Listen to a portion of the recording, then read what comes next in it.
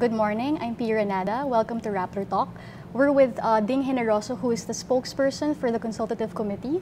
Good morning, Sir Ding. Thank you so much for joining us. Good morning, Pia, and thank you for inviting me here. Ganda ng opisina ng Rappler. Thank you, sir. Pero morning, so medyo wala pong tao. But we've approached Monday with a big issue in your committee. So we've heard over the weekend a video which went viral, and it was a video by PCOO Assistant Secretary Mocha Uson. Yes. And I'm sure you've been spending the past hours answering media queries about this issue. Sir, have you seen the video? Yes, I saw it yesterday. And then I tried to find out what it was all about, how it got posted sa internet. So I was told that the video was made, it was a rather long video, and federalism just got into the discussion of Mocha with Drew. But some people spliced it and put the portion where they talk about federalism. So it's rather unfortunate, no, that something like this would come out. And I think clarified din naman ni Mocha in her later post that it's now her part of what we talked about, no, as the kind of information that will be posted on her blog. Because what we talked about last Friday was the kind of materials that we will produce will be along the lines of how ordinary citizens would benefit from federalism. So sir, seeing the content of the video, a lot of netizens were saying na medyo lewd siya, medyo bastos, inappropriate. What was your initial reaction to the content, to the jingle, the dance number, the gestures by si Drew Olivar? Well, of course, it's something that I wouldn't want to put on the internet, no? Although I am also active on Facebook, I have been, very deliberate in watching whatever is posted in the internet. No?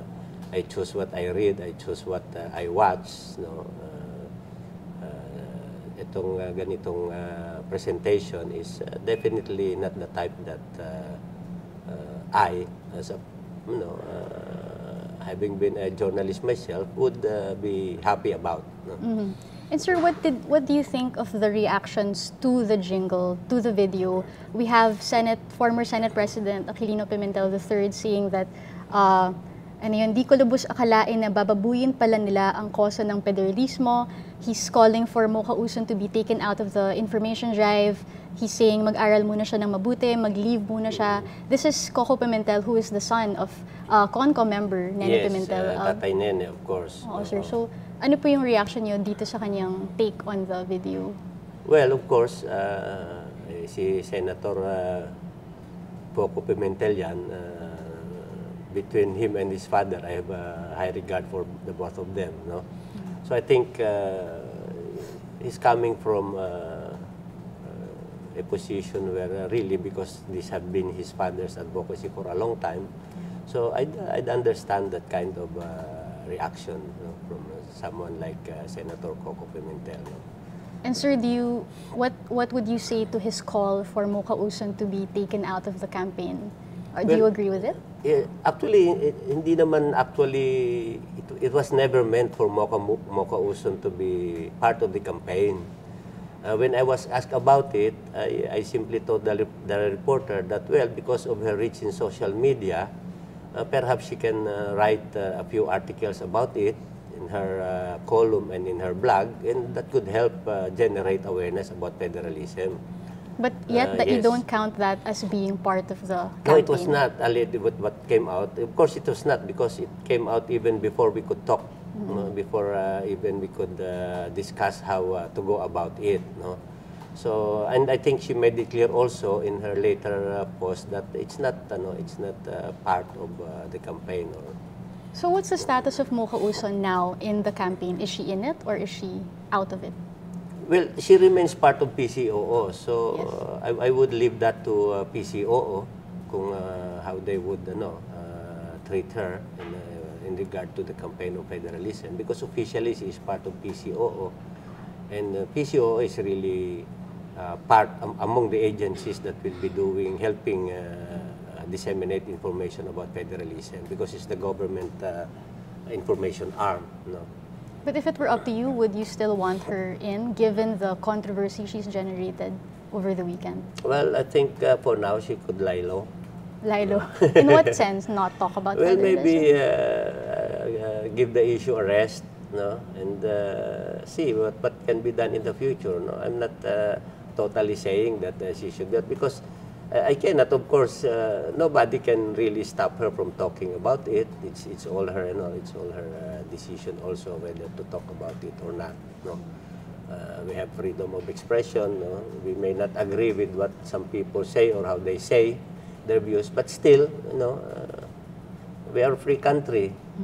So later in the day, we will be issuing a statement on what's going to happen next in our information campaign. Okay.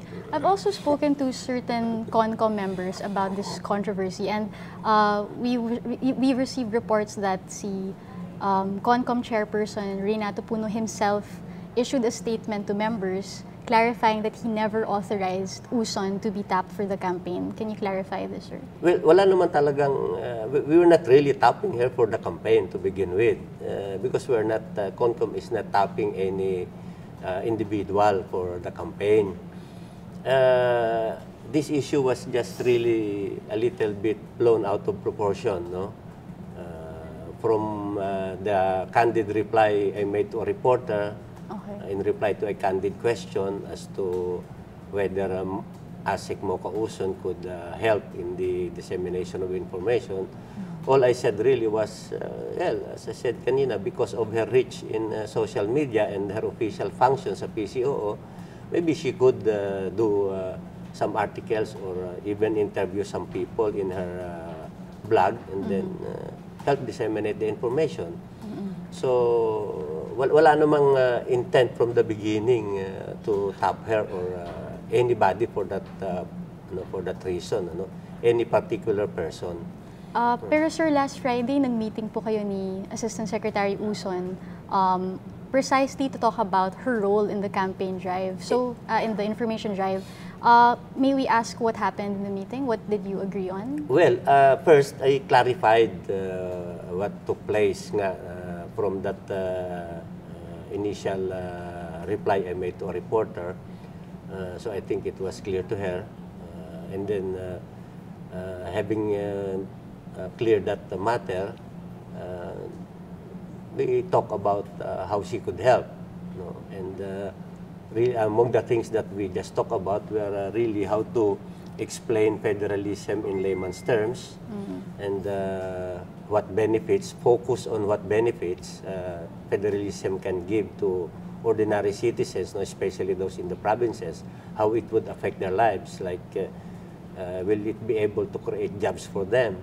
Will their children be able to go to school? Things like that, no? Will they have a better home? Will health services be closer to them, unlike today?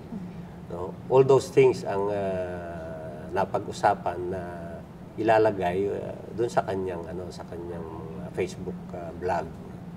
And what was her reaction to the discussion? discussion? Well, she was in fact quite happy about it na ganun ang gagawin. And in fact, after that meeting, there were some reporters from Malacanang Press Corps who were waiting for us. So we issued the same statement that we clarified also her whatever role she would play, and that it would be part really of her function as an official of PCOO in charge of social media. It has nothing to do with whether there will be money spent, because there will be no money spent for that, because it's simply putting something on, there's no expense involved in things like that. No? Sige, sir, we'll go to the budget later, but just want to press on this point further. So you were saying you had a meeting with her and you discussed ways for her to promote federalism. Did anything change from what was discussed in that meeting, given the video and the jingle? What do you mean, did anything change? Will you, I don't know, change the mode of, or maybe impose certain guidelines on how she would talk about federalism? Or is it all the same? I think that was already clear when we met last week, that there'll be really some sort of a particular way to approach the information drive, no? Na talagang ang focus mo is on the benefits of people from federalism. Obviously, because that video happened before the meeting, so hindi hindi kasali dun sa napag-usapan, no? But we remain kung ganun yung tatakbuhin dapat ng ating kampanya. If she says, for example, that she has a certain way of promoting issues, topics, and she would rather be given the freedom to talk about federalism in the way she wants, are you going to agree to that, or would you rather impose certain guidelines, restrictions on how she can or can't promote or talk about federalism? Well, if the information will be related to the draft constitution of CONCOM, then definitely we have to have a say in the content, because if you're going to explain the output of CONCOM, then dapat yung content nun ay klaro. No? And, so do you want the content to be approved by CONCOM, by yourself, before it's posted? Yeah, something like that, no? So you want a process? In fact, may pinag-usapan na rin kaming, although hindi pa clear yun because it was just the first meeting, hindi pa na-establish yung clear parameters. Ano pag-usapan pa lang during the meeting is what kind of information would be posted. So, hindi pa masyadong clear yung proseso last Friday. No? Pero dun sa gist po ng proseso na napag-usapan, ano po yung basic steps to the process if you discussed it somewhat, from what you discussed? Yes, well, we discussed about what type of materials to be produced, and that we will be guiding yung kanyang staff on the production of whatever materials, whether it's what you call social media cards or an article or a video. But the approval process would have to start where? Well, dapat makita ko lahat. Kayo mismo, personally? Yes, dapat makikita ko yung at the very least I should be able to see if the material is in conformity with yung nilalaman, no? At in conformity with the cause of federalism. Would you require that CONCOM members or at least Chairman Puno also see the content? Maybe on case-to-case basis. Maybe not in all, but certain cases. No? So sir, what you want right now is maglaylaw muna si Asek Uson, and then at a certain point, you would let her promote the CONCOM draft when things have quieted down. Well, is that right? I don't exactly know how it would happen. But for now, what we'll do is we'll continue with our information drive. Kasi this is just a small part of the information drive naman. The information drive is not anchored on her or on any particular person. No? It's really anchored on bringing the information to quite a lot of Filipinos about federalism, no? And there are so many people who are talking about it. No? There are so many ways to do it. We have we're contemplating on coming up with brief ABPs that we can post on YouTube. No, I'm planning to create an account on YouTube dedicated to federalism, and then we would put there probably 30, 60 second there infomercials, no, tidbits of information that will catch the eye of people who regularly surf the internet, and then from there they can learn what federalism is all about. Okay. Are you planning to tap any other influencer or blogger to help with the campaign? Right now, walang specific persons that we're looking at, because we don't know a lot of these bloggers, no, in the social media. Of course, they can pick up probably from what we will post also in the social media account that we plan to create later on, because we also want to create a social media page for federalism, no? So we're not looking at any particular blogger or group of bloggers or any particular person or celebrity to endorse or to promote federalism. No, because to me, this is really the people's, this is a people's cause, no? And any ordinary citizen who understands it and who believes in it can be an effective conveyor of information to others, no? Okay. And sir, there were also some concerns about how Mocha Uson talks about federalism, not just in the video, but also in her articles in the newspaper, her column. Verifiles, for example, did a fact check on her list of countries in Southeast Asia who have a unitary form of government. So people were saying that she isn't the best person to talk about federalism. Do you think that she still needs to be briefed somewhat, or Well, her awareness of the like system? everyone else who has little knowledge about federalism, we're really bound to make some mistakes about which countries are federal and which are not. No, so when we talk, she was willing to learn, no, and be careful about it. She was, in fact.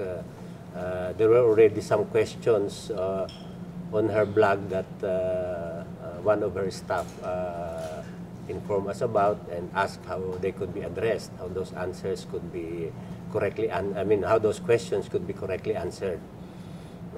Okay. The thing is, she really has been writing also about it in the past, no? And mas mabuti sana kung maitatama yung mga sinulat niya because malawak nga yung reach niya eh. So it would really be better if what she would write would be accurate. And sir, you would help with that dun sa orientation? You wanted to brief her more on the Yes, provisions kasi of the pa lang draft? yun eh, yung napag-usapan dun, parang broad strokes pa lang. Ito, the meeting lasted, it's quite a short meeting eh. And hindi lang naman kami yung doon, no? Hindi lang kaming dalawa, yung staff niya, because yung DILG Communications Group was also there to provide some insights, no? So maraming napag-usapan din doon na iba na hindi all about federalism, for instance, no? Sige. Sir, we'll just take a break from the Rappler questions and go to the crowdsourced questions. So these are netizens who we asked if they wanted to ask you anything about the federalism campaign or the CONCOM draft. So we have one question from Bong Borbe, and his question is, what were you guys thinking when this obviously incompetent person, Mocha, was tapped to talk about what you yourselves are obviously struggling to explain and justify? Well, una nga, I think I've clarified that it wasn't really an intent to tap her or anybody for federalism. It just so happened that she's part of the government information group, no? And she has done a few articles about federalism in the past. And all I said to the reporter when asked about it really was, well, if she can write a few more articles about it, the one that's connected to the proposals as they are crafted now, then it would go a long way in terms of reaching out to her readers sa internet and probably even to some people who may come in contact with these people. Parang multiplier effect. Wala namang plano or intent na magkaroon ng talagang anybody na spokesperson for federalism or the only one promoting it. Okay. Sir, the second question from netizen is coming from Gilmer Cariaga, and his question is, when are they going to fire Mocha? Any reaction to that? Fire? We cannot fire her. She's not employed. Oh, but sir, she's part of the campaign. We had a meeting with her, we discussed her role. So I guess she's asking when will she be taken out of the campaign? Maybe. But she's not yet, hindi pa naman nag-uumpisa yung campaign to begin with. Wala pa nga ito because all we have discussed so far is the mechanics of how to go about it. No? We haven't even started with the campaign, so don't know how to answer that question, whether to fire her or to take her out of the because some campaign. people have called for her to be taken out. Oo. Ayun nga, kaya lang, wala pa naman actually. Hindi pa nag-start. We haven't started really on the campaign. Kaya nga yung post na yan happened before we even talked about it. So, Sige. so we'll see how the situation evolves, and later on maybe I'll clarify a few more things later when I issue a statement. Okay. Sir, let's go now to the budget devoted to the campaign. So, presidential spokesperson Harry Roque announced that 40 million to 90 million would be devoted to the campaign, the information drive. This is a lot of money. Can you talk about how it will be spent? Well, let me clarify first that 90 million. The 40 million is already part of the general appropriations for the ILG. No, because they have been doing an advocacy campaign, an information drive since 2016. No? In fact, I was part of that group that helped propagate the information about federalism since 2016. No? So, merong budget sa DILG which is about 40 million. And then, there's 50 million savings ng CONCOM. No? From the budget allotted to the CONCOM, may naiwan na 50 million. How much was the budget, the total? I really don't know kung magkano yung budget kasi hindi namin alam yun eh. Basta we kept working without knowing how much really was the budget ng CONCOM, no? But I guess ang pinakamalaking gastos dyan would have been yung sweldo nung pero hindi rin siguro kasi yung secretariat naman, RPMS staff eh. Although we hired a few extra hands, kasi hindi rin kaya ng, ng PMS secretariat lahat. Medyo undermanned din sila, but we had a few people to help us. And then of course, yung mga meetings, cost ng meetings. As far as yung sa PICC, it's government facility yung PICC. So I don't know what sort of arrangement was made with that. No? Kasi gobyerno din may-ari ng PICC. So, dun sa paggamit ng lugar, I don't think may malaking expense kasi PICC is government din.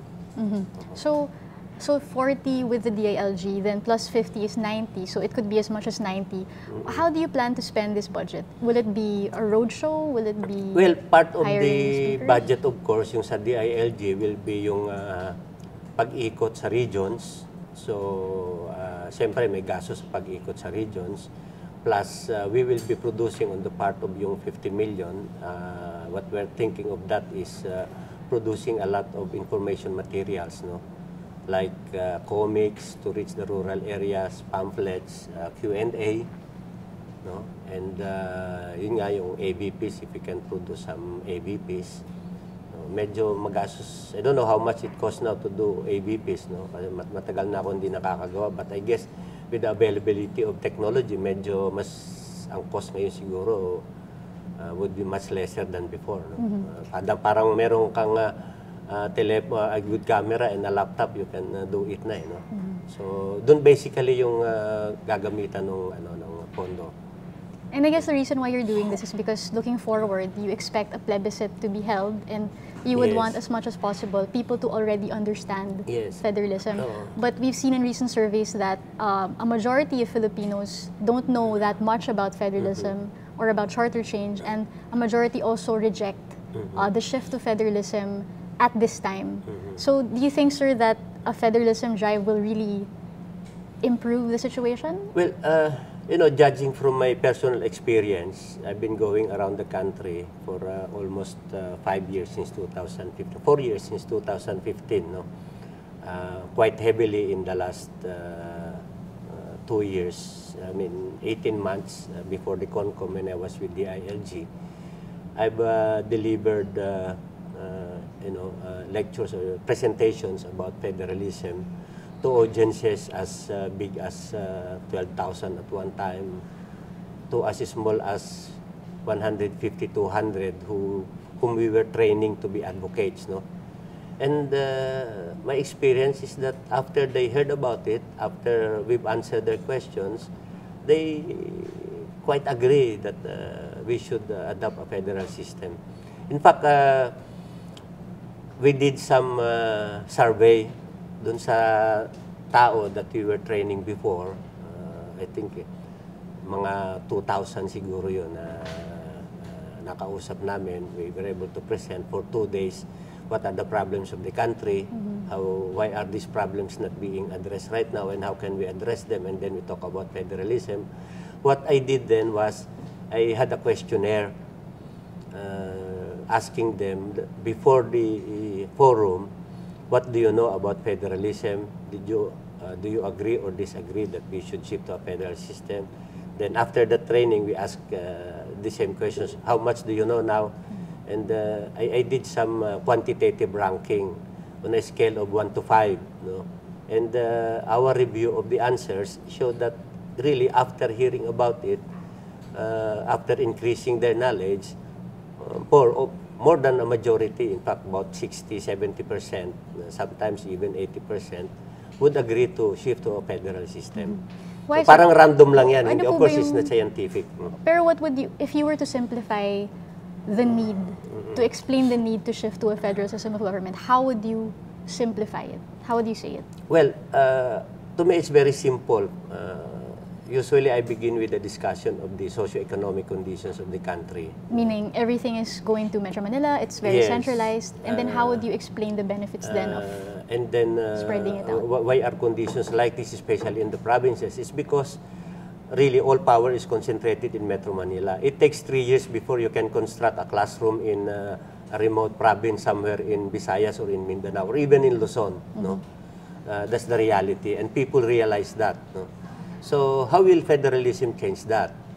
What is being proposed is you create regional governments, you federate the provinces and the cities and the towns into a single government unit within the region, so that instead of the mayors, the governors going to Manila to ask for projects from the national government, you know, the reality is we have a culture of mendicancy, dependency, and patronage in our government system. Every mayor, nearly every mayor, no, has to beg for projects for his town or for his province, yung governor. That has been going on for 500 years since the Spaniards set up our system of government. If you look at our structure of government, what Miguel Lopez de Legazpi established in 1572, with the establishment of a central government in Intramuros, where you have the Governor General and under him are all the governors and mayors, still basically the same system that we have. So when we create a regional government, what will happen is they will have decision-making powers. So instead of, for instance, having a budget for a classroom or a health center, still appropriated by Congress as a line item in the 5,000 or 6,000 pages of the GAA, which takes about 1.5 years to prepare. Ganun ang budget cycle sa gobyerno, no? Ganun kahaba. Kaya makakapag-umpisa ka ng trabaho 3 years after you proposed a classroom to be built. So what will happen with federalism is that in the regional government, they will now be the ones to appropriate, to select the projects that they want, to appropriate funds, no? So, bibilis, really, the process will speed up, probably reduce the waiting time by 2 years. So that's how you would simplify the benefits. Yes, but are that's there one of the also benefits, some yes. critics, or like for example, si former Solicitor General Florin Hilbay, who was saying that we don't have to federate for us to get those benefits. Like it doesn't have to be that radical. He was, for example, pointing out that we could just federalize, quote unquote, the budget. For example, yung recent Supreme Court decision with the case with Governor Mandanas was Yes. did already allot more resources to the local governments. What would be your reaction But to you that? see, it's more than just resources that we are talking about. It's about empowering the people in the countryside, empowering the people outside of Metro Manila. Because really, when we go out there, I've seen the conditions, I've seen how they live, I've seen their frustration. You can see it in their faces. And that is something that we cannot address simply by amending the local government code. Because if we look at our system here, we are unitary on top, highly centralized. You have a very powerful national government. But when you go to the provinces and the cities and the towns, these are highly fragmented. So you cannot achieve effective governance because masyadong divided yung iyong governmental unit sa baba. Let's put it this way. The national government has to attend to the needs of 1,400 towns, 82 provinces, about 130 or so cities, and 42,000 barangays. It's like a father who has 10 children. Let's say he is from the province. All 10 children are studying in Metro Manila, but they are living in 10 different dormitories. So the father has to send money to 10 dormitories. He has to call 10 times, one for each of his children. So what are we trying to do? Instead of these children living in different dormitories, we can group them. Maybe they can just get 2 condominium units, 5 in each unit. So when the father sends their allowance, twice na lang siya magpapadala instead of 10. So he saves on what? The remittance fee. And then he has better coordination with his children that way. He appoints probably the eldest in the group. Oh, I'll just talk to you and you talk to you. Take care of the rest of your siblings. It's something like that. So we federate the provinces and the towns and cities into one government so that the national government does not have to deal with each one of them. Instead, it deals only with the regional government. And the regional government now will be the one to supervise how these different LGUs operate within the jurisdiction of the regional government. It becomes more efficient that way. You, even the use of resources, you'll be able to achieve economies of scale.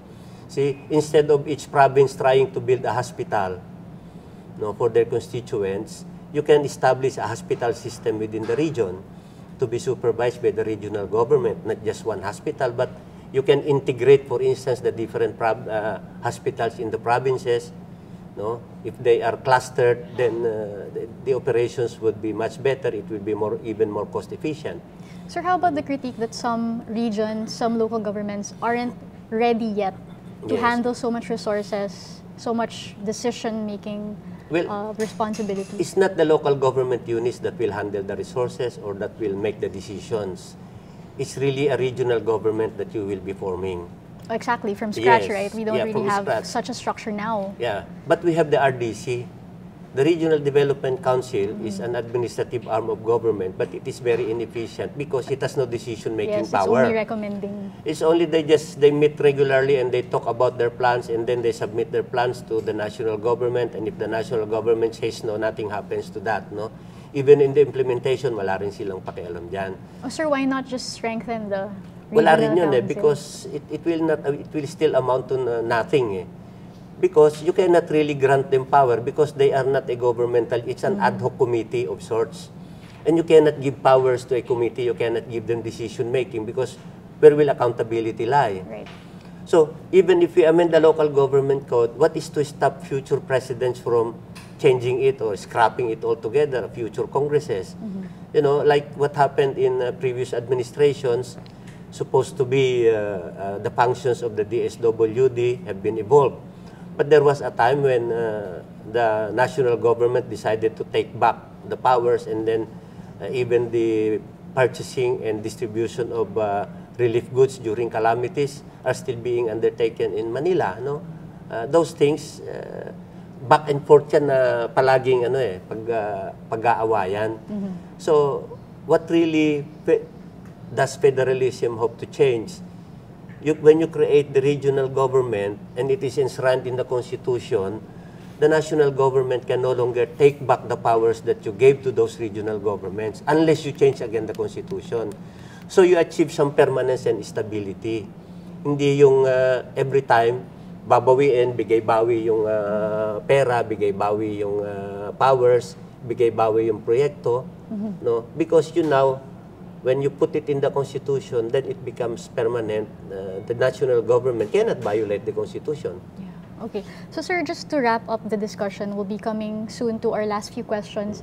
Because the issue of this federalism campaign, Mocha Uson, the benefits of federalism, I think what struck a nerve with many people is the fact that government is pouring in a lot of resources for an issue which people are not very familiar with yet. Yes. And at the same time, since nabit-bit na rin dito si Mocha Uson, who we know has been a controversial figure for quite some time, people are now asking questions about competence. Is Mocha Uson really the right figure to tap for this campaign, which will involve a lot of government funds? How much of the funds will she be using? And really the question is, bakit po siya? Bakit siya yung basically, tinap? unang-una, we really didn't tap her. No? As I said, talagang... But you had a meeting with her. Yes. So she has a role to play. It evolved into something na dahil nandyan na siya at part naman ng role niya sa PCOO, then she can do her part. No? As to what are we spending for the campaign, wala namang funds that will be allotted to any of her activities or vlogs, no?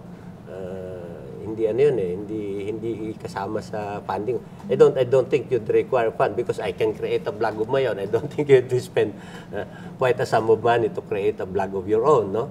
So, sir, no funds from yes, the campaign definitely. will be going to... None. And then she said it also nung Friday na sa Malacanang that no funds.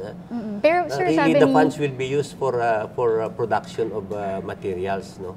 Okay, so the PCOO, kasi 10 million daw will go to PCOO. That's so it, these for the funds will really production go of to ano. printing materials? Yes, printing of production of ABPs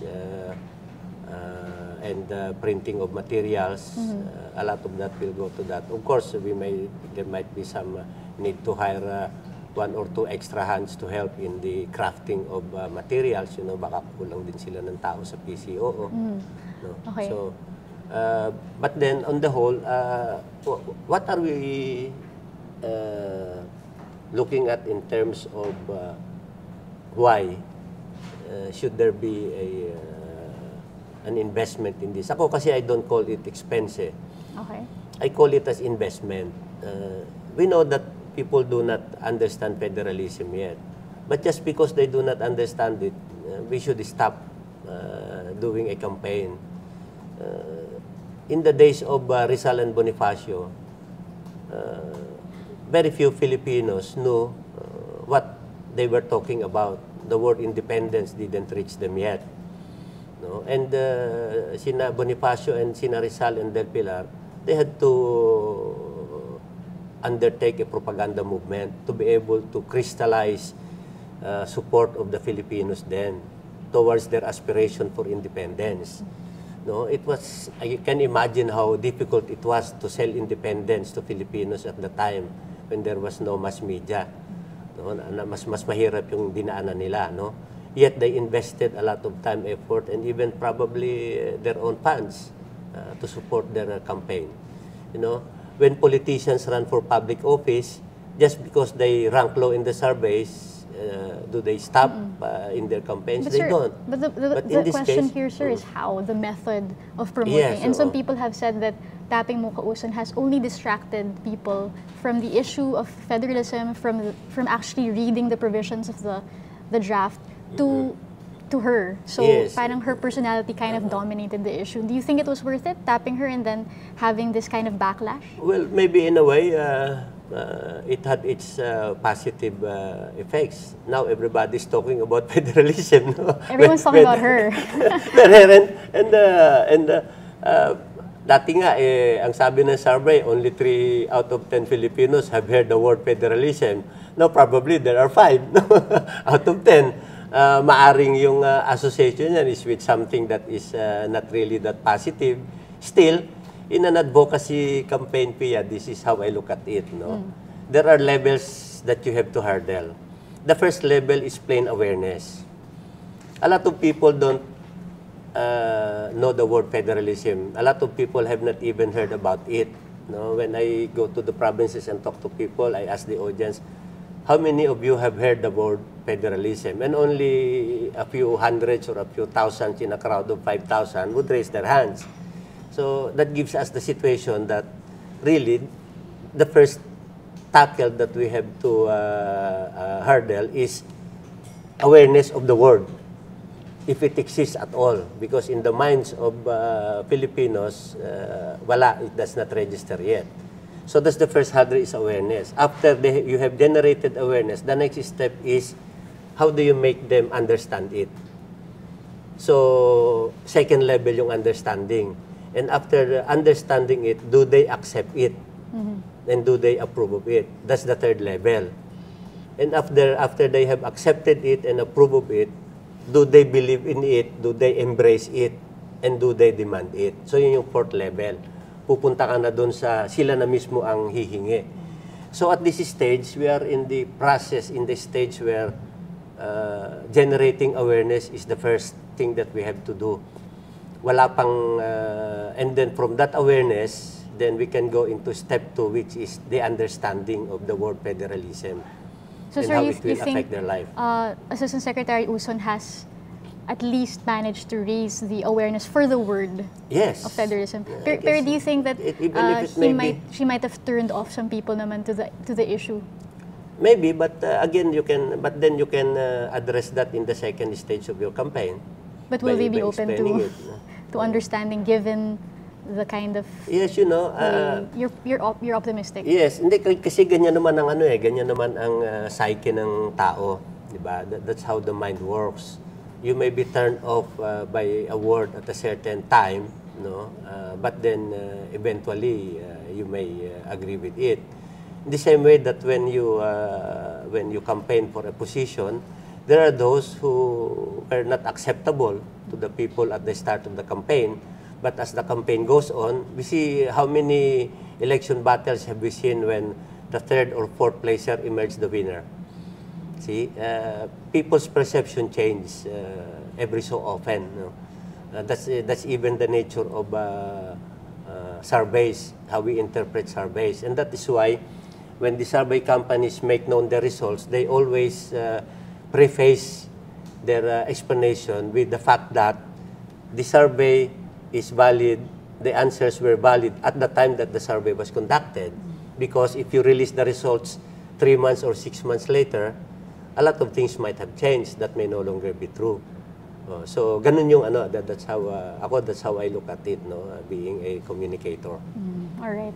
So, I'm happy to hear that you still think that there's a way to save the campaign, or at least to build from what has been, we have to build, what has happened. We have to keep on building on what has been planted in the minds and the hearts.